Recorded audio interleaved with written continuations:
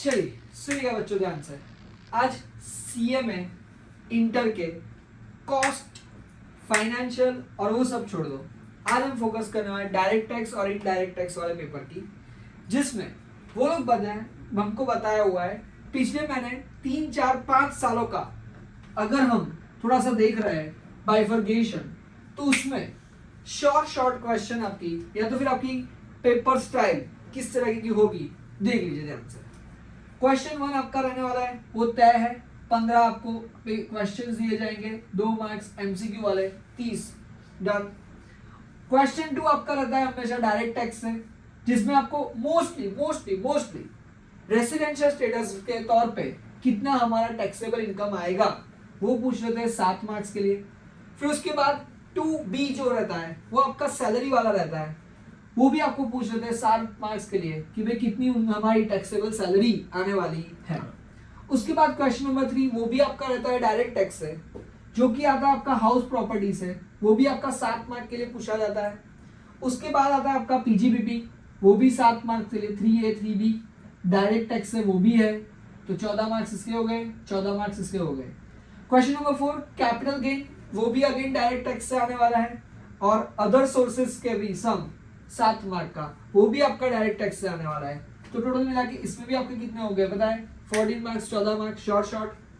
फिर क्वेश्चन 5 की बात करें, वो भी आपका रहने वाला है डायरेक्ट टैक्स से, जो कि set of and carry forward loss उसमें से हो सकता है, या तो फिर new versus old tax regime, हमें उनको सब बताना है वो 153 वाला उन्होंने लिया है कि नहीं लिया हुआ है।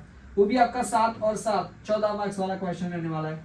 क्वेश्चन नंबर 6 ऑलमोस्ट तय है आपकी जीएसटी, मतलब कि इनडायरेक्ट टैक्स की थियरी वाला पूछते हैं, 2 क्वेश्चन उसमें भी 7 मार्क के, प्योरली थियरी है। और वो मैं ये आपको सजेस्ट करूंगा कंपलसरी आपको ये वाला क्वेश्चन तो अटेम्प्ट करना ही है, जैसा कि आपको ऑलरेडी पता हुआ है कि भाई 1 2 3 4 5 6 7 में से आपको कोई भी 5 अटेम्प्ट करने हैं।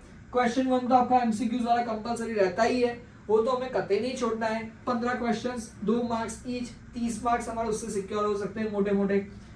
उसमें से ये 1 2 3 4 5 6 7 क्वेश्चन में से जो 5 क्वेश्चन करने हैं, तो मैं आपको ये कदे सजेस्ट करूंगा कि ये 6 कंपलसरी कर लो, क्योंकि वो पूरा प्योर थियरी वाला है। उसमें कुछ ऐसे टॉपिक है जो मैं आपको बता रहने वाला हूँ। क्वेश्चन नंबर 7 जीएसटी के साथ रहता है, उसमें मोस्टली वो लोग रिवर्स चार्ज मैकेनिज्म और कंपटीशन वगैरह पूछ लेते हैं।